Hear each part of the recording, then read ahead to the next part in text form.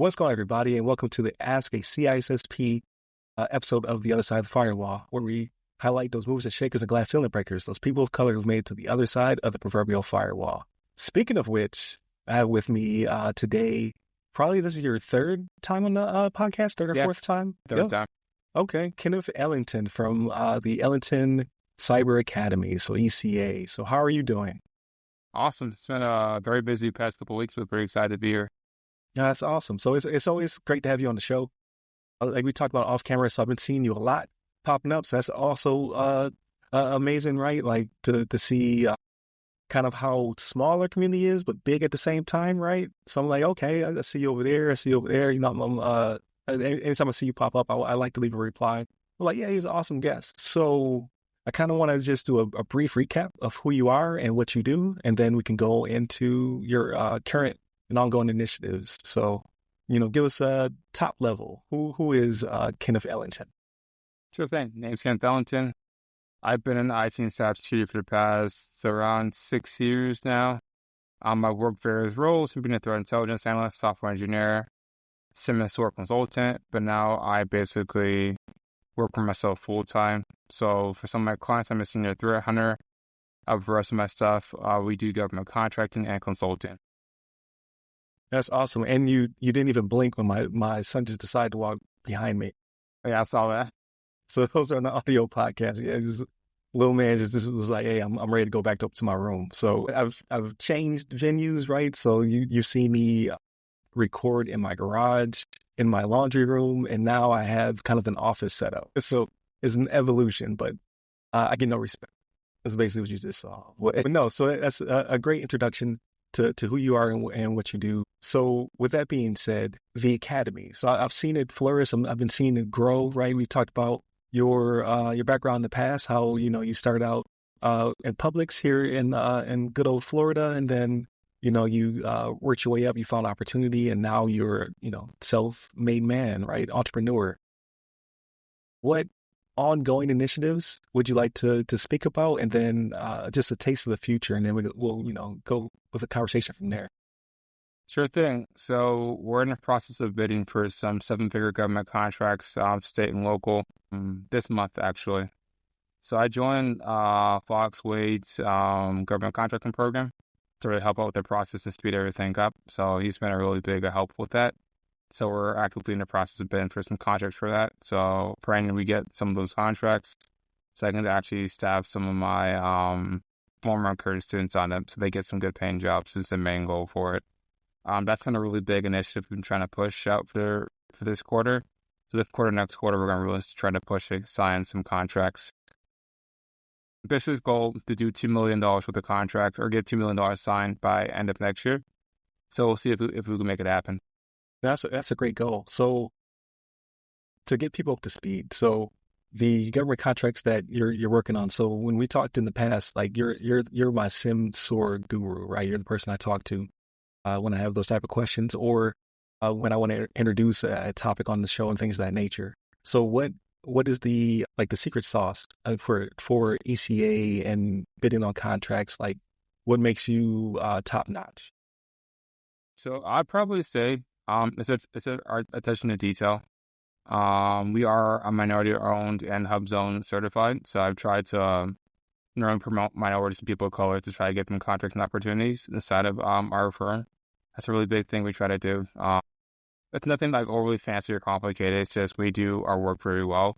We take care of our clients and we make sure that they're happy. To try to keep it simple as possible. I think details matter, and I think that's lost in today's society.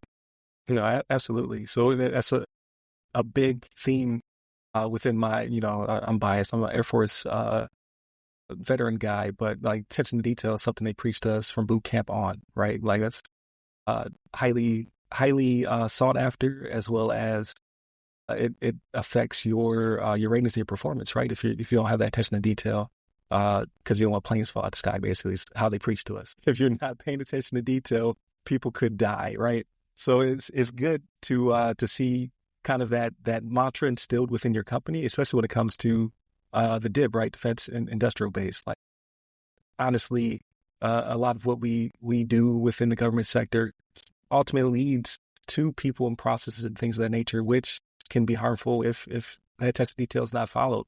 So you having that baked in is amazing. So it's not advertisement for you, right? I'm getting kickbacks, but it just that piqued my interest, right? Like you saying that and that detail. So it sounds like you have an amazing pipeline, right? Like, so you start out with education and training, and now you have people who are out there in the field who you can call back.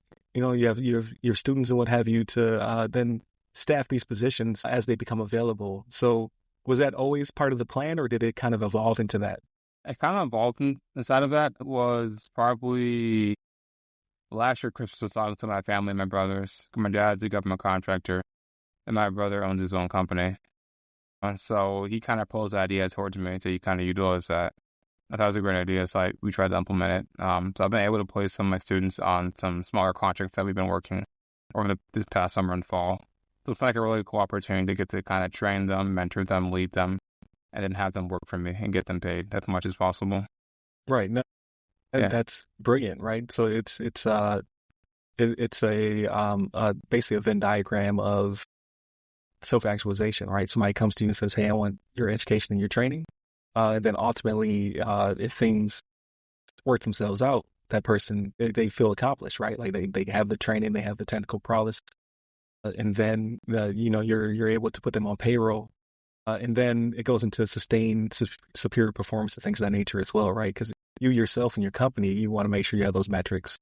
So that way you can continue to acquire contracts and grow from there. So no, it's great model. So I say all this to say, like, I want to duplicate this, like, in the future, right? I definitely want to kind of follow in your footsteps, and I'm learning from you, like just like a Darrich Phillips or anyone else that I've had on the show who are doing big things within the sector. Darren King, Yvette Rivera, like the list goes on and on and on, right?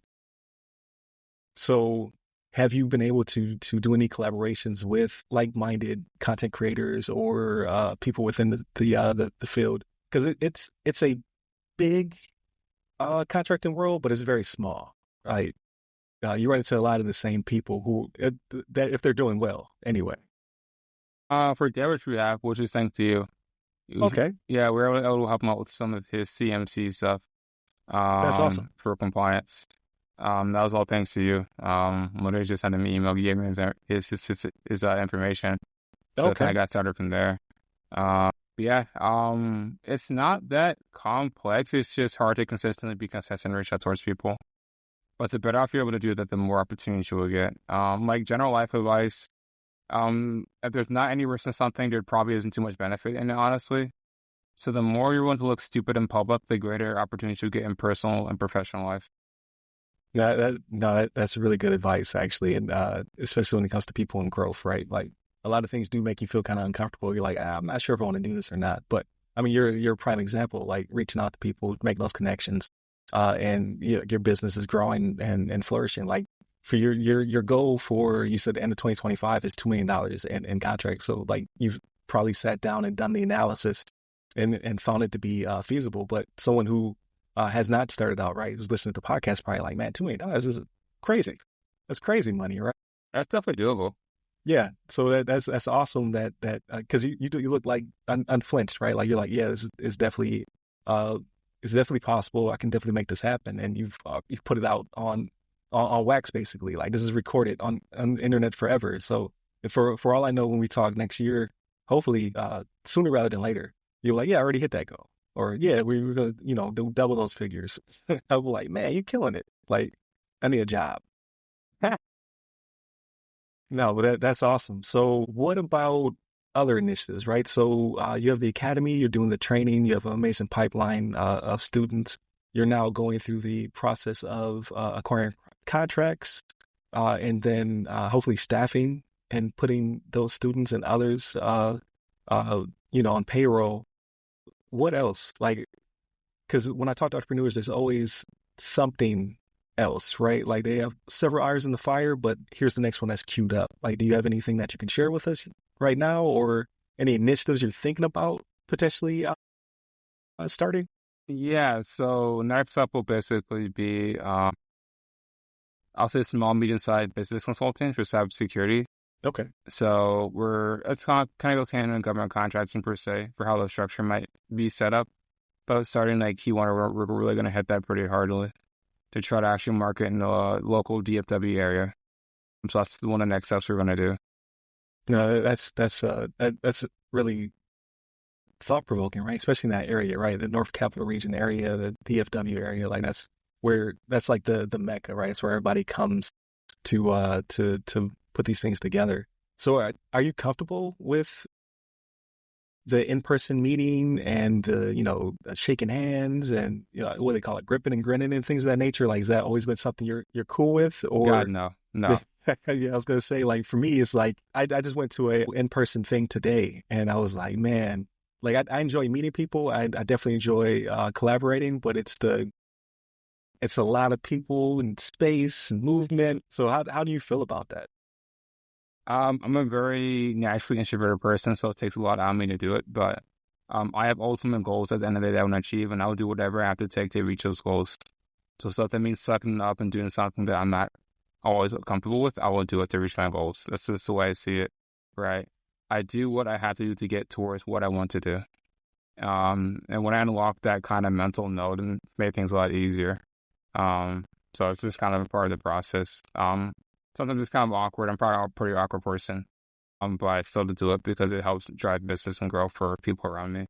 Yeah, no, absolutely. So I feel you on a lot of those points, right? Like growth is uncomfortable, and especially when you're an entrepreneur, like business is business. So like you have to sometimes, you know, uh, grow in areas which you normally wouldn't feel comfortable in, and especially when it comes to business, because even though the pandemic, like it allows us to do a lot more virtual collaboration and things of that nature, which I appreciate, especially the working from home.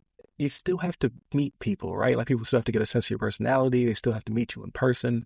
Like it's still really a big component to business. So it's good to hear you say that, even if you don't feel comfortable doing, especially for those would-be entrepreneurs who are listening, you got to make it happen, right? You got to have that mentality. Like I'll do whatever's necessary in order to establish my business and then grow from there. But yeah, no, it really is awesome to see your growth and how big your business is becoming. So what about 5 years from now? Where do you see ECA? But for 5 years, I plan to have like multiple government contracts, right? Probably something in $10 to $15 million in annual revenue, basically being brought in for the business. Having like a full staff basically, so I have actual full-time people that work for me, and I handle a lot of the day-to-day expertise of running a business from like a business aspect. And then at that point, sadly, I probably will stop being really technical and I'll have to be like a project manager because I'm a business owner. That's Right. kind of the way it goes. But I'll have other technical people that take care of a lot of the contracts for me. That's what my goal No, is. yeah, I definitely feel you on that one. You become less of a technician of equipment and more of a problem solver for people, right? Like it's you doing the business development, again, doing the gripping and grinning and all those things, but also interpersonal, right? Like ultimately, whenever you build teams, people have issues, whether it be with them achieving their goals or feeling like someone is their roadblock, right? So at least ahead of time. A lot of people are shocked by that. They're like, oh, I still want to, hit the keys on the keyboard, but I'm over here working with, you know, personnel issues, right? Like Yeah, people having issues, but that's what it's business about, is. yeah. So no, that's good that you already have that mindset going into it. So growth, right? So you've steadily grown with your business. How do you? Because all growth isn't great growth, right? Like we talk about like potentially growing too quickly. Like cancer is bad growth, right? Like it's something that's growing irregular or unnaturally, but you're sustained, perpetual, healthy growth. Like how does that work, right? How is that designed, or what is your philosophy in order to make sure like your growth is again sustainable as well as healthy for the company? I would say probably biggest thing in my coach, Valencia, my business coach, Valencia Bennett, it's been really beneficial for me in that regard. It's like having understandings of what your actual desired rich life is going to be like and what you want to do, right? Because for me, I don't want to run a company the size of Google. That isn't my goal, right? I don't want to do that. Right. If a company ever gets that big, I'll probably sell it to somebody else and they can handle that headache. So for me, I have a decent idea how big I want my company to be, how many people I want to have staff with me, and what I want us to do, right? And like, what are their mission goals, right?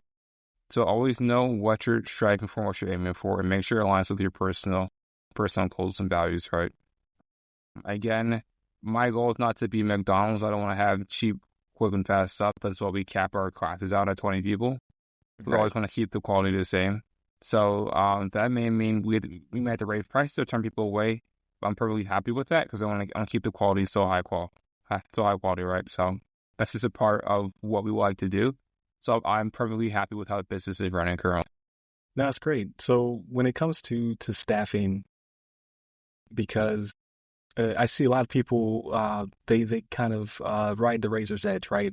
They don't necessarily want to bring in someone from C-suite or someone who is a large expense early on, because obviously you want to grow, you want to make sure you have operating capital and things of that nature. And this is just me. I've been going through a lot of boot camps recently, so please forgive me. This is a baby entrepreneur over here. What key components do you feel you need at the jump from the start? Like, obviously you're president, CEO, founder, things of that nature. What is a good position that complements you early on to help you grow the business and do what you do? For me, it's taking it wrong. I realize there's a lot of stuff that I don't want to do in my business. Where I hate taxes and accounting, so I paid someone to do that. I have no interest whatsoever in doing that. That's not my expertise. There's a lot of because we have our first international student that actually signed up last week, Stanley. He's in Germany, and we had to pay German taxes now. I have no idea how the hell to do that whatsoever. So VAT, the VAT and all that other crazy stuff. Yeah, so I told my accountant, I'm like, hey, where do I sign up and pay? Because I don't know how to do it. But stuff like that, right? Then marketing, I'm not a marketer, right? I can't draw a design. I can't draw a circle on a piece of paper. So I have Grace, our advisor, handle a lot of that stuff. But stuff like that is just realizing you can't do everything. And you shouldn't do everything, right? That's not your job as a business owner. Your job is to delegate tasks and work on things only you can do, right? So for now, that looks like basically a lot of the engineering architecture stuff. I'm the most senior of a person at the firm in that regard, right? So I handle a lot of that training aspect, right? And it's in the business development piece. If people want to meet directly with me for some odd reason, I guess because I'm the owner, right? And so I normally handle our discover calls for now. Eventually, once we get bigger, I'll probably have to hire a salesperson to manage that. But for now, I'm in charge of it because I'm the best person at it because this is my company. So I know what my clients need and want before they sign up. No, it's good that you have that vision, especially when it comes to delegation. A lot of people have issues with delegation, right? Because you don't want to do everything, but then you're like, oh man, I'm not articulating this well, or they're not receiving it well, so I just do it, right? Thanos reaching for the glove, I'll do it myself. But no, it's good that you have that bit, hey, I don't want to do that. I don't want to be these people. I want to do what's best for the company, and as well as what my strong point, right? Because you do have the vision. It is your company. You do know your clients better than anybody else. So no, that's great. Yeah, because a lot of people just can't handle that portion of it. I have to do everything if I want to be successful. So with all that being said, right? So last time we talked to you about kind of what you do to unwind and things of that nature. When you do have the time, you have to have less time than ever before, or the opposite for all I know. But is it still culinary? Is that still your passion? Working out, doing kickboxing, Muay Thai stuff. Yeah, I forgot about kickboxing. Yeah. My coach got mad because I didn't go yesterday. And I was like, yeah, I'm trying to pay for these contracts. That's why. So I wasn't able to make it. But I'll be there probably Thursday and Saturday. She doesn't care because those aren't the days she teaches. She don't care about the days she teaches. When I'm not there, she gets upset. Gotcha. So shout out to Melissa. Okay. She got scared me sometimes. So you're cooking food and kicking people in the face. All right. Yeah. It's a lot of fun. Another thing, probably the next 5 years, business does as well as I envision it to. I'll probably go back to culinary school. Okay. Just so I can actually perfect my craft. That's another thing I've been thinking about a lot lately. Uh, so yeah, that's something I'll probably do. Oh, then another side note, we should reach it by probably end of this week, but we'll officially hit $100,000 in sales for this year, Okay. probably by end of this week. That's amazing. Yeah. Congratulations. Thank you. Yeah. So you're already ramping up, as we speak. So, you obviously have a decent work-life balance, right? Like no one's perfect work-life balance, at least to my knowledge, right? But it seems as though you understand that you have to take time for yourself to relax, it's funny because Levon, one of our original hosts, he's also into MMA, right? So he's like probably like between journeyman and pro would be where he's at, right? Like the nicest guy ever, but he's fierce in the ring. So does that translate to business acumen as well? Like, does that make you a better businessman because you understand how to channel that aggression and to, use it in positive ways, or does it have nothing to do with business whatsoever? It helps. So like a confidence standpoint, right? It definitely helps, especially when you spar, right? You're actually facing up another human being. I think it's a really big confidence booster for me. It's just be able to know I can handle myself in any situation. I think that's been a really big, that's probably my biggest happy part, for lack of a better term, for being in like Muay Thai and kickboxing. So just like the confidence builder and me knowing that I can defend myself. And if I can do that, you hit in the face and still get back up, right? Or get swept, which I got swept like last month, and still get back up. That's like a really cool aspect of it that I like a lot. To just know that, hey, you got this. Even if you fail or fall down, just keep doing it over and over again, and you'll be successful. Yeah, that's great. Like you have a lot of very mature thought processes when it comes to both business and just life in general, right? Or if you tell me this, I don't know why. Like you're wise beyond your years is what I'm picking up from the various interviews we've had with each other. Is that that kind of old soul? Is that coming from the parents? Like what kind of imbued a lot of this knowledge into you? I don't know. Everyone keeps telling me this. Like I thought like an old man. I think I was a compliment. Oh yeah, absolutely. Like definitely compliment. For me, I'm probably my upbringing, my parents, and then me just kind of like watching how everyone does what they do. Then the benefit of being like an introvert, I kind of like stand back and observe everything before I ever make my own move. And then just like learning at, I guess, young age when I was in college, like knowing like what the things I truly wanted to do. And then figuring out, I was blessed, like I picked a field that I get paid very well to do and it's very interesting, right? And once I got to this field, I realized like how much it could benefit my life and people around me. And so from there, I just kind of want to become the best as I could at it. No, that's phenomenal, especially having that type of upbringing to instill that within you, right? So one more technical question before we pivot to some lighter topics. So I heard this in passing. I was walking through a conference and what have you, and this person was selling their wares and things of that nature, but they're trying to tell the person they're speaking to that Simmons Soar is dead. They're like, Simmons Soar is not the future. X or Y is the future. And then immediately you popped to my head. I was like, I have to ask this question to Kenneth next time we talk to each other because, like, no, I don't even want to put my bias into it. I want to get your opinion. Like, if someone were to say that to you, Simmons Soar is dead. We're now on whatever platform. Like, is that how the field should be thinking? And if so, what platform is that? Or is that not the way the field should be thinking? And, this is what Simmons Soar is doing in the future. So they've been saying this since I've been like in college, and I'm still waiting for it to happen. So their platforms are going to naturally evolve like anything in life or in the world, right? So as they evolve, they're going to change, but there's still going to be a SIM and it's still going to be a SOAR platform, right? Because like think about like what does a SIM platform do? Like what's the SOAR platform do, right? SIM platform basically aggregates data for security purposes, right? And allows you to monitor threats and detect them, right, in real time. What's a SOAR platform do? A SOAR platform does security orchestration, automation, and response. What does that mean in English? Basically means it organizes basically your incident response process, so you're able to basically view everything from a single pane of glass. It allows your incident responders to basically pivot and view different tool sets from a singular platform. So if you use XSOR and you have SentinelOne and CrowdStrike, you have Zscaler, you can basically use API calls to basically pull those certain actions so they're able to run certain actions against your environment, right? So those are all beneficial things, right? Now they're probably saying that because I'm more like, it was probably a vendor conference, wasn't it? And they want this other stuff. Oh, So yes, absolutely. Vendor conference, yes. That's how it always happens. The reason they're saying it because they probably want to sell their stuff, right? Second, most firms, when they buy stuff, they don't understand how to actually implement it or utilize it, right? So that's why they may think that, right? I see firms that are not security mature enough. They're like a level 1, and you need to be like a level 4. If you use like the Splunk security maturity model, take level 1 to level 4, right?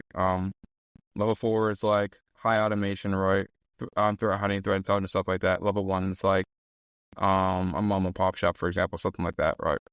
I'll see firms that are like at level 1, they'll try to use a SOAR platform.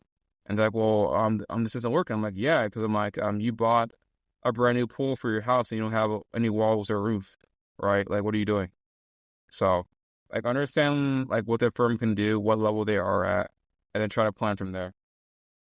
No, it's a great synopsis, right? Like, I should have said that, but it's not. I couldn't articulate what you just put it down, right? I'm not a SME within that because I don't want to say field because we're all within the same field, but in that sector, right? That's just not my bread and butter. Such as a person like yourself who's subject matter expert of it. So all right, pivot. We've talked about your background, your upbringing, and why you are so mature and wise beyond your years, right? Your business and its growth, right? Like soon to be an 8-figure establishment in the very near future. What are you doing outside of that? So when it comes to non-work related, right? So like obviously you're still working out, kickboxing, kick people in the face. You want to pursue your culinary dreams. So people shouldn't be this talented. This makes me upset when people have multiple paradigms they can just shift into. Like, nah, be like me. Folks, you get one thing. That's it.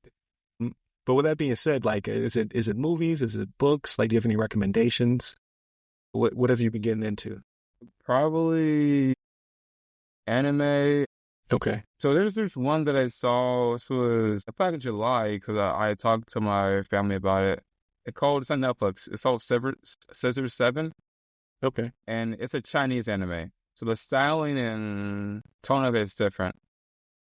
It's really good. It's like really goofy, but that's a serious component towards it. And It's really good. The action is actually really good. So it's really, really cool. I gotta check it out. Yeah, think of it like kind of like samurai means like Shangri-La in China. So it's like really, really cool. And you have like these modern like android people. They're called the stands.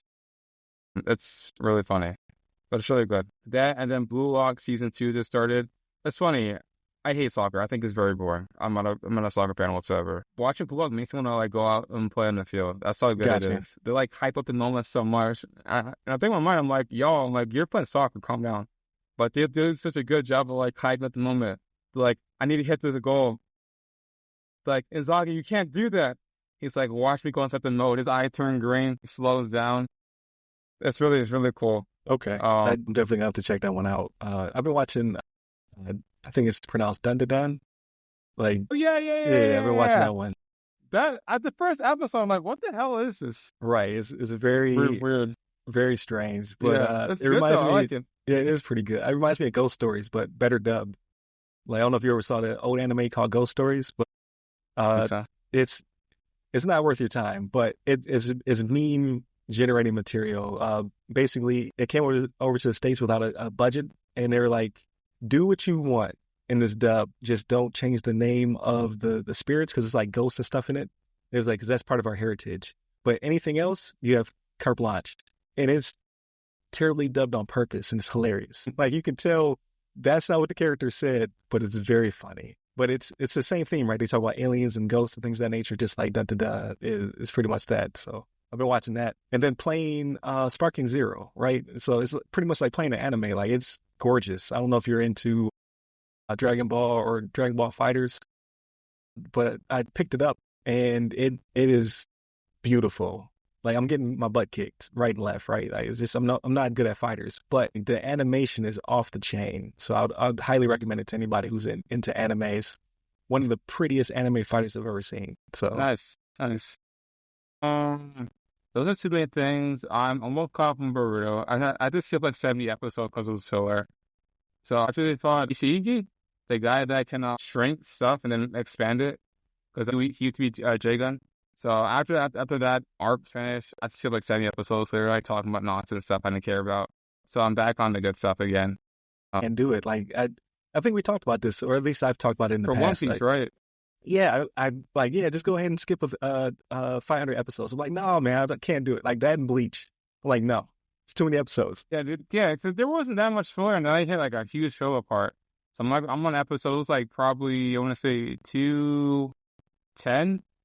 That was when the main story ended, and then the filler started for like another 60 episode or something. That's crazy. But I heard good things about it. But yeah, it's like because my son is almost caught up on One Piece. I'm just like, yo, I need like 2,000 episodes or something crazy like that. Yeah. I can't do that, man. How are you doing that? And why? Why are you doing that to yourself? He's like, no, it's real good now. And he tried to put me on to, I think it's Bleach, like 1,000-Year War or something like that. That's so. I watched 2 episodes. I was like, this animation is God tier, but I don't have time for it, unfortunately. But I was like, this looks great. It's amazing. It's really good. But aside from that, playing a few games here and there, and I need to get back into the gym. Like you're talking about kick people in the face. Like your stamina is probably outrageous, right? Like I have not worked out in weeks, months. I am in desperate need of some cardio in my life. So no matter what happens by the end of this week, I'm back on the treadmill, working on getting my VO2 max back up. So I definitely need to work on that. But do you have any other passions that we haven't discussed before? No, I'm a pretty boring person. So kicking people in the face and making food, that's not boring? I mean, it's literally just I either work, I'm relaxing, or I'm working out for the most part. I'm watching anime. That's about it. Do you have any vacation plans in the near future? Actually, I got back from DMV area a week and a half ago, which is beautiful. Weather was perfect. Say mid-October. Leaves were changing color. Food was great. Hotel was very expensive. I will not lie. But gotcha. I was in Old Town Alexandria, so I was like right in the water.